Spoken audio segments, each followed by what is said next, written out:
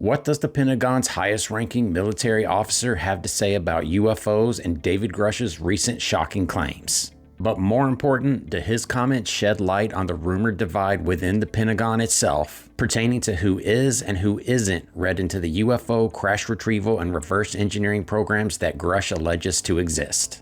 Let's start with the facts up front and save the spectacular speculation until the end. This is General Mark Milley, an Ivy League educated Army general who's currently serving as the chief of the Joint Chiefs of Staff. And when the Washington Post recently asked the general for his thoughts on the ongoing UFO discussion, he said, "There is a lot of unexplained aerial phenomena out there, and that some UFO sightings by military personnel are difficult to explain." Now, where have I heard that phrase before? When we talk about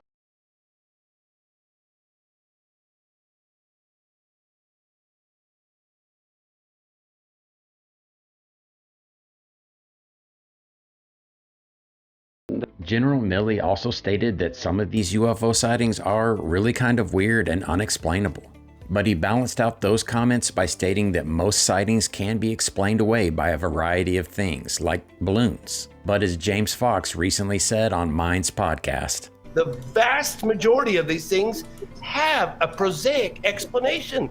We don't give a shit about those ones. So just like the 12,618 cases that Project Blue Book investigated, we only care about the 701 that they were unable to explain. And just like today, we don't care about the hundreds of cases that Arrow has been able to make someone else's problem. We only care about the small percentage of cases that they can't explain, including the metallic spherical objects that the military has admitted to witnessing all over the globe. This is a typical example of the thing that we see most of. We see these all over the world, and we see these in making very interesting apparent maneuvers. And when General Milley was asked about David Grush's UFO crash retrieval and reverse engineering claims, he stated that he was not going to doubt his testimony, but that he has not seen anything that would suggest that the U.S. has in fact recovered any sort of vehicle that is not man-made or made here on Earth, or that there's any kind of remains. In this article, we learned that as the chairman of the Joint Chiefs of Staff, he had been briefed multiple times by the Pentagon's UAP Investigation Office. And I have to assume that he's talking about Arrow or its predecessor, AIMSOG. Now, this is when reading between the lines gets very interesting. And I readily admit that what I'm about to say is speculation on my part.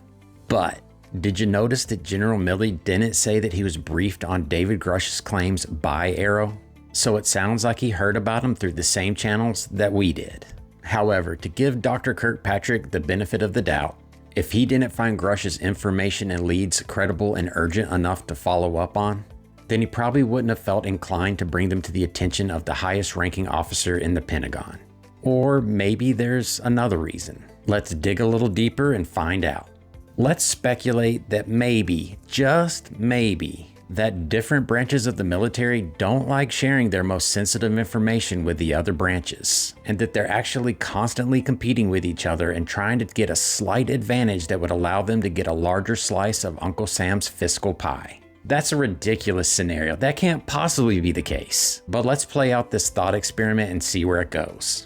What if certain high-ranking officers within the DoD are provided more information about the UFO subject than others? And what if access to this information isn't strictly based on their rank and status? What if it's actually their affiliation that's the most important factor in determining if they're read in or left in the dark? It's well known that the U.S. Air Force has not been cooperative in regards to the ongoing UAP investigation, including accusations that they stiff-armed the UAP task force, and their lack of engagement even led Chris Mellon to write an article titled, "Why is the Air Force AWOL on the UAP issue?"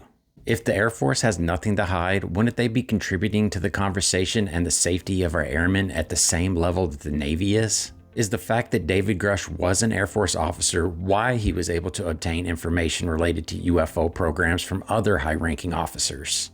While General Milley, who spent his career rising through the ranks of the Army, was apparently not privy to the same information as Grush was. And are AIMSOG and Arrow complicit in preventing high-ranking military officials that are not affiliated with the Air Force from learning the truth, the whole truth, and nothing but the truth, of the DoD's full body of knowledge of UFOs and related special access programs? If this is the case, then what could be the origin of the chasm between the Air Force and General Milley's Army as far as UFOs go?